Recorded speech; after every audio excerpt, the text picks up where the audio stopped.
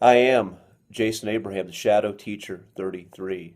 And there are those that believe that there are spirits of evil, spirits of darkness, evil gods that want to bring about dark times in this world, evil entities that feast off of the energy in the human soul. And the controllers of the matrix, the puppeteers in human form, there's a belief that they have made pacts with these dark beings.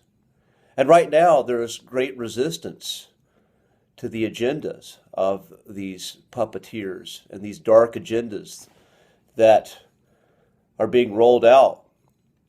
There are many who have woken up to the illusion and the delusion and the wool that had covered their eyes for so many times, this wool of ignorance and darkness.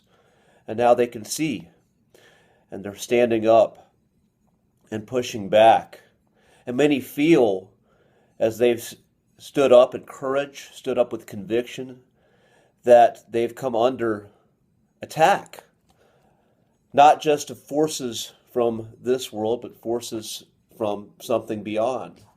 People may have felt like misfortune has fallen on them, or series of misfortune, as they have stood up to do what they believe is right. And there's a Hermetic axiom, the law of polarity. And we have to remember this law, as if we believe in dark forces and we believe that there are demonic entities that can influence this realm in subtle ways, the opposite must also be true. There's also forces of good. There's a force of good and angels that also can come to our aid when we need them, when we need them most.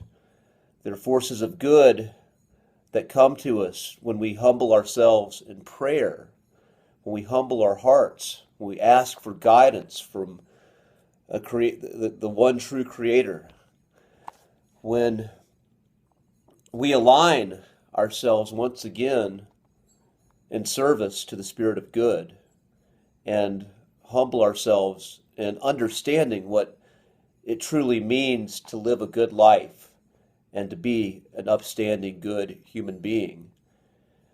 And when we align with good and we stand in that conviction, we stand with courage, you have to believe, even though we're being tested sometimes by demonic forces, I believe that is the role of a demonic force, is to test the soul of a human being who has openly said, I'm going to align with good. I'm going to do the right thing. When you do this, it's not always going to be easy. And when we remember that conviction and you stand in your faith, you move in life with faith, you move forward with faith.